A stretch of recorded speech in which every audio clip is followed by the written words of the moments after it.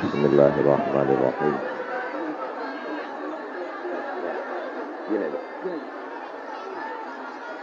Assalamualaikum warahmatullahi wabarakatuh.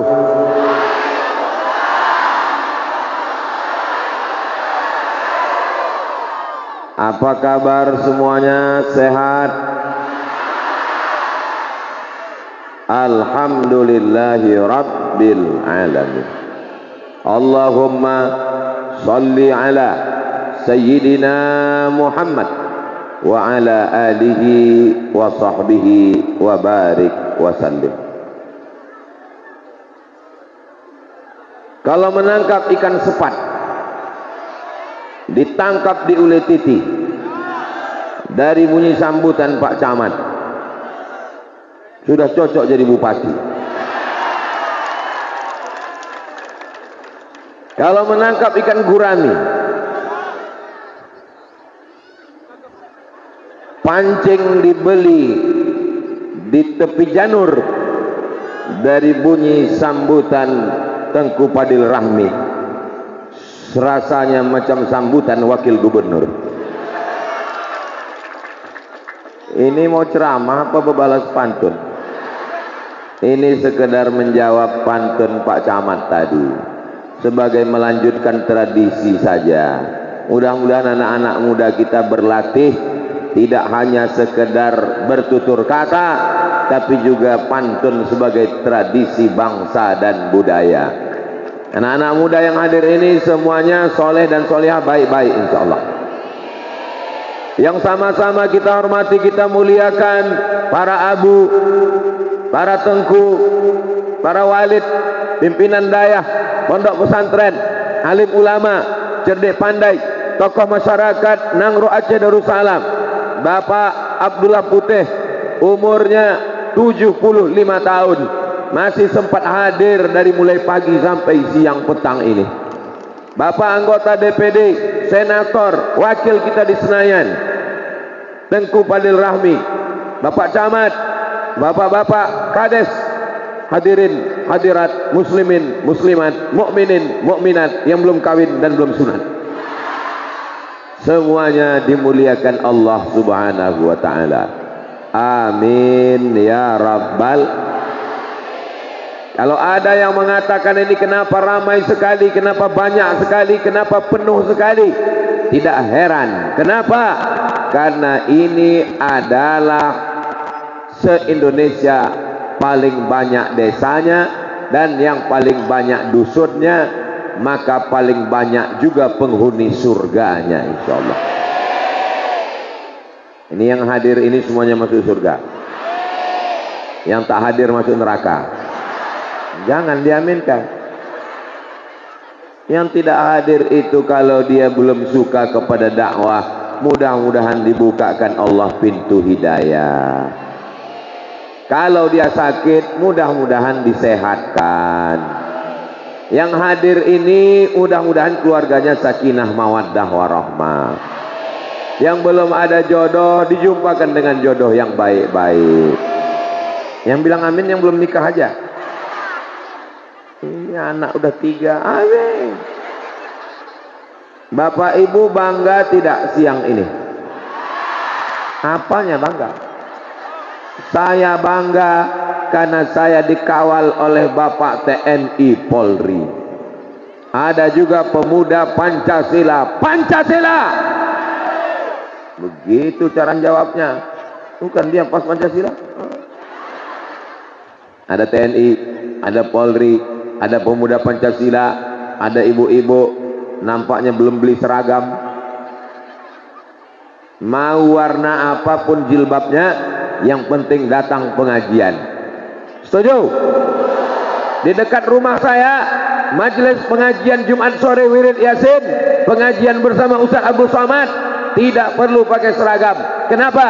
Karena banyak ibu-ibu tidak datang pengajian karena seragam belum lunas.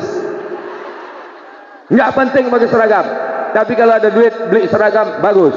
Yang sudah beli pakai, yang belum beli tak usah pusing. Yang penting datang pengajian, pulang pesan-pesan pengajian diamalkan di rumah. Siap? Pesannya petang ini ada 5. Catat baik-baik karena ini akan keluar dalam UAS ujian akhir semester. Pesan yang pertama, jaga anak-anak kita dalam akidah la ilaha illallah Muhammadur Rasulullah. Ibu siap? Dari bunyinya macam tak siap. Ibu siap? Macam marah. Bapak siap? Bapak dulu waktu anak baru lahir, apa yang bapak bisikkan ke telinganya? Asyhadu an la ilaha illallah. Bisikan ke telinganya adalah la ilaha illallah. Bagi yang bapak dulu waktu anaknya lahir belum diazankan, jangan diazankan sekarang. Jangan gara-gara ini pulang ke rumah bisikan asyhadu Allah. Apanya ayah ini? Anak sudah kelas 3 SMP. Apa yang ibu bisikkan ke telinga bapak ketika bapak nanti mau sakratul maut? Udah ibu siapkan? Sudah pak. Bisikkan ke telinga bapak ini la ilaha. Banyak istri-istri tak tahu entah apa yang mau dibisikkannya. Begitu nampaknya lakinya sakit ngap-ngap baung, langsung dibisikkannya mana surat tanah, STNK, BPKB, surat mobil, surat rumah. Tak jadi matinya laki. Tak jadi lakinya mati gara-gara rupanya kau mau mengejar hartaku saja. Alhamdulillah, istri yang model begitu dulu pernah ada, tapi sekarang udah mati. Ini yang hadir di depan saya ini solihah-solihah semua. Kalau tuan pergi ke Makkah, jangan lupa membeli bayam. Sudah lama Abdul Somad ceramah, sampai di sini barulah datang ayam. Itu ada pula ayam. Luar biasa. Begitulah rupanya ibu-ibu yang solihah. Anaknya menangis, dibelikannya ayam biar supaya diam. Kalau tuan pergi ke Madinah, jangan sampai membawa batu akik. Sudah lama Abdul Somad ceramah, sampai di sini ada yang membawa itik. Ada juga yang bawa itik, ada yang bawa Hello Kitty, macam-macam. Ini bapak-bapak yang jual balon, tolong keluarkan zakatnya. Anaknya nangis, dibawa sampai di lokasi menangis, belikan balon, balonnya terbang, beli lagi. Apa maknanya? Mereka membawa anaknya, mereka ingin anaknya menjadi anak yang bertauhid la ilaha illallah Muhammadur Rasulullah. Waktu lahirnya la ilaha illallah, waktu matinya la ilaha illallah. Lahir la ilaha illallah, jangan khawatir, ada yang membisikkan. Mati la ilaha illallah, jangan takut, jangan cemas, ada yang membisikkan. Yang kita khawatirkan antara hidup dan mati, siapa yang membisikkan la ilaha illallah? Masjid terbanyak 421 masjid. Masjid itu membisikkan terus. Bukan membisikkan karena pakai mikrofon, pakai sound system, pakai toa, pakai suara menggelegar. Hayya 'alas shalah. Kalau ada suami ibu yang tidak datang ke masjid, jangan marah, jangan ngamuk. Ibu bisikkan ke telinga bapak itu, la ilaha illallah. Apanya kau bisikkan aku? Kalau dia marah sama ibu kasih tahu, ini pesan Ustadz Somad bang. Nggak apa-apa dia marah sama saya tak peduli sama marah orang. Mudah-mudahan suami yang belum sholat dibukakan pintu hatinya, segera sholat. Suami yang belum juga sholat udah didoakan, udah disuruh, udah diajak nggak juga mau, bukakan pintu liang lahatnya ya Allah. Tengoklah sayangnya mereka ke suami mereka pak.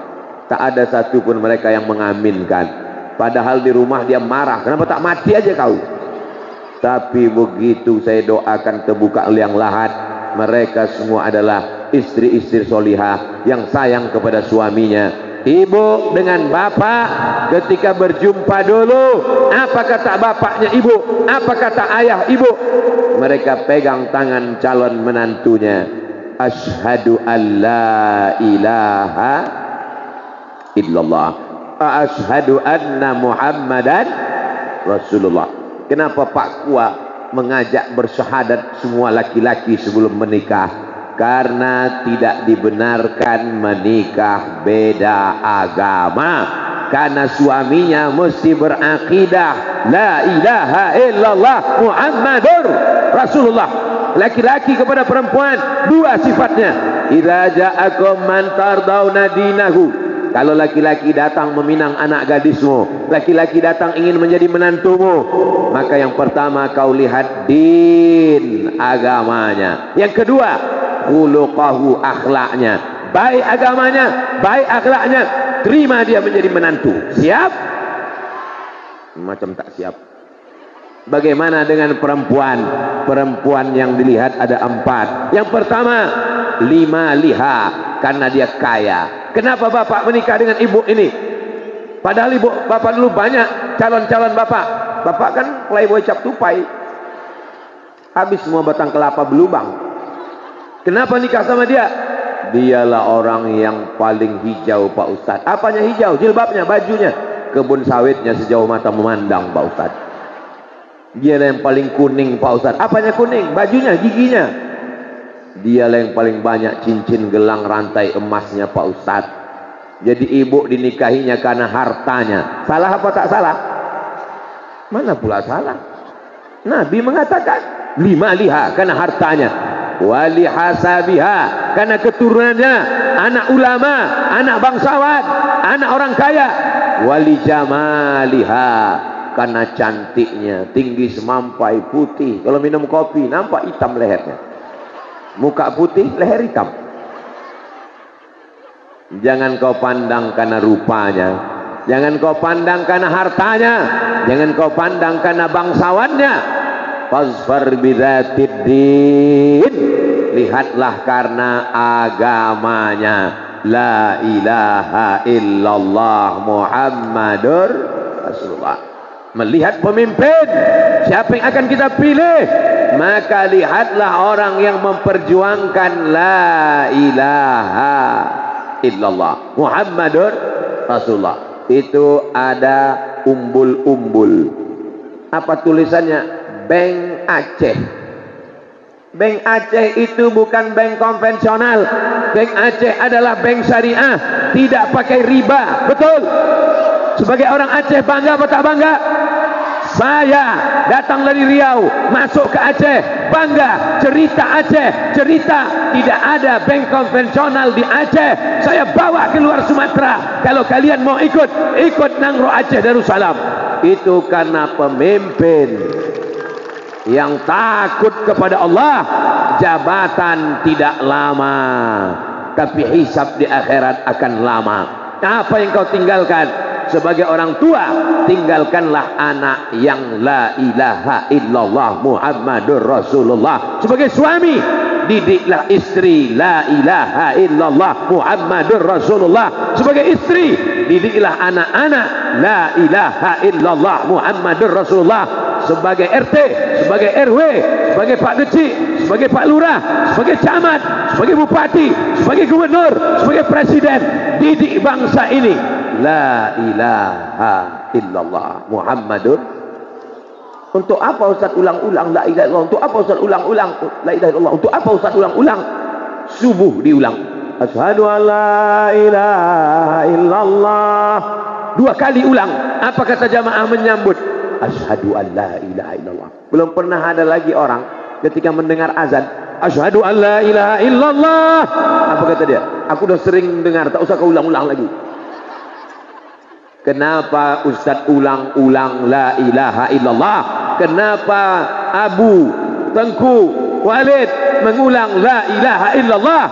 Supaya telinga biasa mendengar, supaya jantung berdegup mengingat, supaya otak terus memikirkan, supaya kita semuanya mati husnul khatimah. Insyaallah kalau istiqomah kita mengamalkan afdhaluz zikri fa'lam annahu la ilaha illallah, la ilaha illallah, la ilaha illallah, la ilaha illallah. Ini sekarang banyak orang berzikir tak bersuara. Berzikir itu bersuara, membangkitkan semangat, tapi bunyinya dalam Quran Pak Ustaz, wazkur rabbaka fi nafsika, sebutlah Tuhanmu dalam dirimu, jangan bersuara. Itu ayatnya turun di Mekah. Di Mekah tidak boleh kuat-kuat, karena kalau kuat-kuat nanti ditangkap Abu Jahal, Abu Lahab. Di sini kalau kita berzikir kuat-kuat, ada Abu Lahab? Ada, di tempat saya ada Abu Lahab, rumah makan Abu Lahab, tapi ujungnya pakai P, Lahab, Abu Lahab. Saudara yang dimuliakan Allah Subhanahu wa taala, kalian yang lajang-lajang, yang belum menikah, carilah istri yang la ilaha illallah. Kalau dia belum, ajak dia masuk. Yang mau nggak jadi putri duyung? Caranya, sebutkan passwordnya, la ilaha illallah. Begitu juga dengan kalian. Aku ingin datang ke rumahmu, dek, meminangmu dengan seperangkat alat sholat dan setengah ton emas. Ayahku adalah orang yang tinggal di bumi Nangro, Aceh Darussalam. Di tempat kami kau mesti bersyahadat. Aku bersyahadat mau, tapi sunat enggak. Sunat itu enggak sakit, lebih sakit lagi digigit semut. Apalagi sekarang pakai alat, pakai laser, langsung aja tiba-tiba cus hilang. Saudara yang dimuliakan Allah Subhanahu wa taala, ya Allah, ya Allah biha, ya Allah biha, ya Allah biha, ya Allah bihusnil khatimah. Tak ada gunanya amal Abdul Somad yang banyak, tidak ada gunanya ceramah yang banyak, tidak ada gunanya membangun masjid, tidak ada gunanya banyak sedekah kalau tidak mati dalam keadaan husnul khatimah. Apa perasaan Ustaz Abdul Somad melihat banyaknya umat manusia yang ramai? Berapa kata? Satu kata, Ustaz. Panas. Ustaz merasa panas. Macam mana kami yang tak ada atap ini? Macam mana kami yang tak ada payung? Ustaz pakai tenda, Ustaz bilang panas. Jamaah yang duduk di bawah, yang tidak pakai karpet, yang tidak pakai tenda, yang tidak pakai alas, boleh jadi mereka lebih dulu masuk surga daripada yang ceramah ini. Betul? Tuh, amin katanya. Mati aku. Begitulah kalau jamaah itu orangnya tak pandai basa-basi. Basa-basi lah sikit. Pas tu bilang tadi gitu, tidak Ustaz, gitulah. Kita ulang lagi ya, kita ulang ya. Orang jujur itu tak bisa dibuat-buat. Maka pas saya bilang tadi, saya mau mancing aja sebetulnya. Boleh jadi yang di bawah. Amin katanya. Tak dipikirkannya perasaan kita. Itu kalau orang la ilaha illallah, dia tak pandai basa-basi. Sekali la ilaha illallah sampai mati la ilaha illallah. Yang kedua, kalau sudah la ilaha illallah, akidah yang pertama. Yang kedua adalah ibadah. Kalau sudah la ilaha illallah beribadah. Apa ibadahnya? Ibadah yang pertama, inna awwala ma yuhasabu bihil abdu yaumal qiyamah. Yang pertama kali dihisab, yang pertama kali dihitung, yang pertama kali ditanya nanti.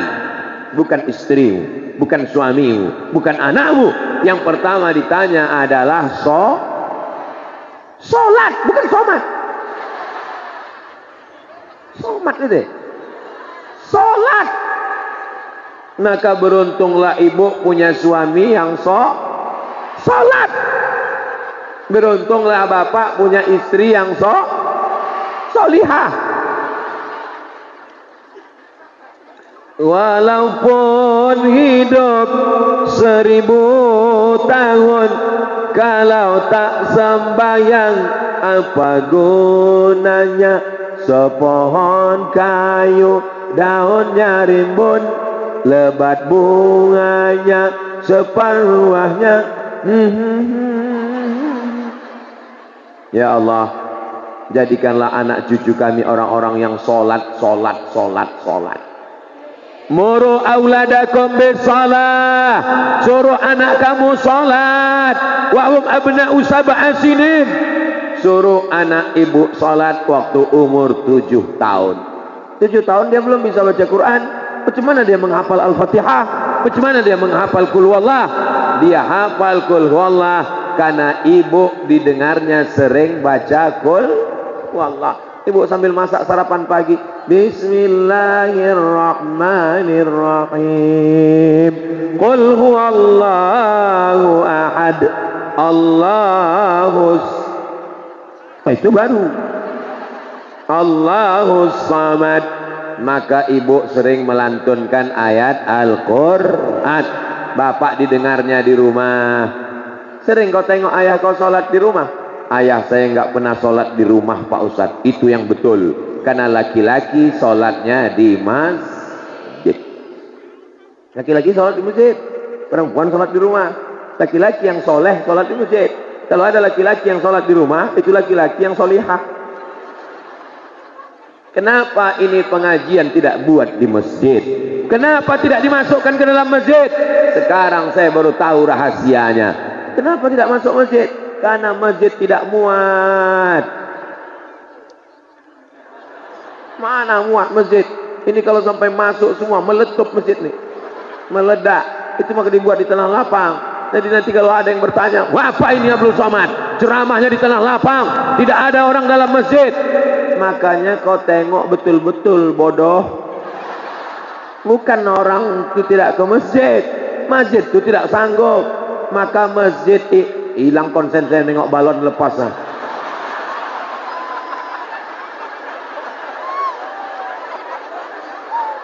Kalau tuan pergi ke Madinah, jangan lupa membawa kapas. Ustaz Abdul Somad hilang bahan ceramah, menengok balon ikan udah lepas. Jadi sholat ini mesti, ibu kalau anaknya nangis tolong belikan balon. Jamaah jangan sampai meninggalkan sholat. Ustaz Somad, boleh saya bertanya Ustaz Somad? Boleh. Apa pertanyaannya bu? Macam mana kalau suami tak sholat? Hah? Kenapa kau bisa nikah sama dia? Fit and proper test pertama, anak yang mau meminang anak gadis kita, jangan tanya nomor induk pegawainya, jangan tanya berapa gajinya sebulan. Yang pertama ditanya adalah sholat. Allah aja dia sia-siakan, apalagi kamu. Allah aja tak dia pedulikan, apalagi kamu. Maka hai perempuan, kalian berpikir Allah aja disepelekannya, apalagi aku. Allah yang menciptakan dia, Allah yang mengasih dia makan, Allah yang menghidupkan dia, Allah yang membuat jantungnya berdetak, Allah yang membuat darahnya mengalir. Allah aja digitukannya, apalagi kamu. Jadi kenapa ibu bisa nikah sama dia? Kenapa bisa nikah sama hantu itu? Itulah Pak Ustadz. Kata Ustadz kan jodoh itu cerminan kita. Iya betul. Saya pun hantu juga dulu. Suami ibu itu genderuwo, aku kuntilanak Pak Ustadz. Maka anak kami tuyul semua. Ya Allah, ibu-ibu yang sudah taubat, ibu-ibu yang sudah hijrah, mudah-mudahan suaminya juga ikut bertobat. Ini ibu-ibu yang hadir ini, saya yakin dan percaya suaminya pasti soleh-soleh semua.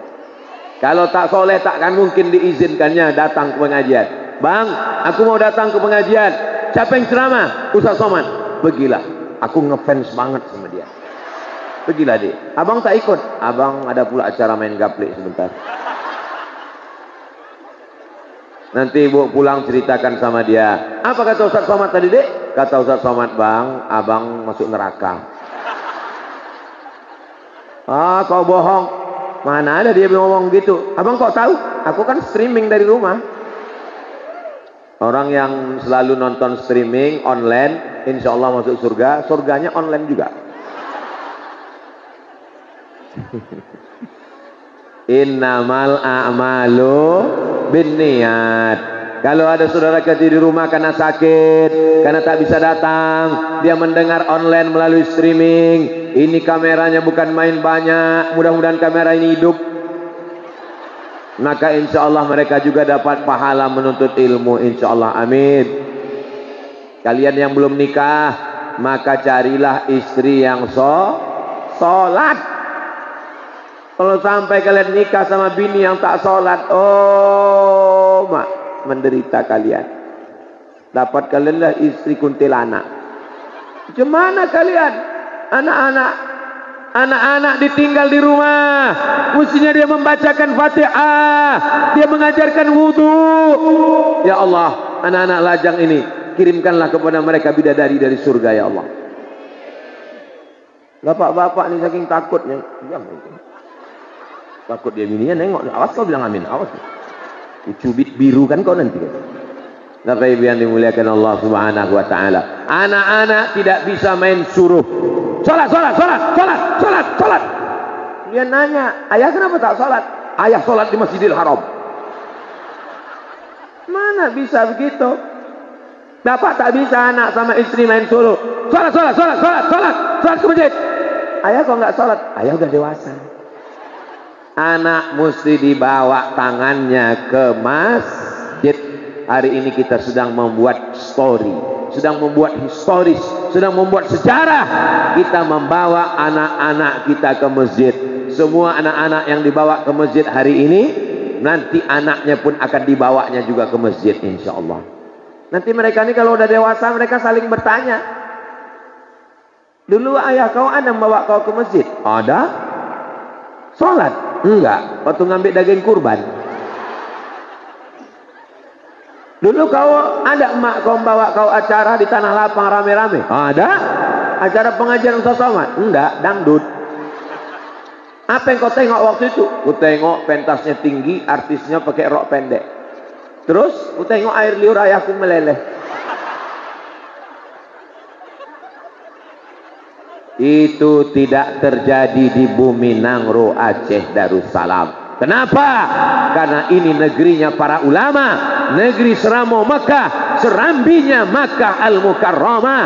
Semua orang dari Papua, dari Makassar, dari Banjar, dari Semenanjung, sebelum mereka ke Makkah, mereka singgah dulu ke Pulau Sabang, karena ini adalah serambinya Makkah.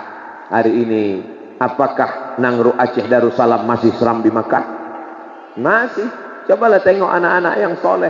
Anak SMA pakai peci, anak SMA pakai jilbab, padahal mereka bukan sekolah agama, sekolah umumnya saja begitu. Apalagi sekolah agama, apalagi daya, apalagi pondok pesantren. Insya Allah, Allah menjaga negeri ini kalau kita sholat.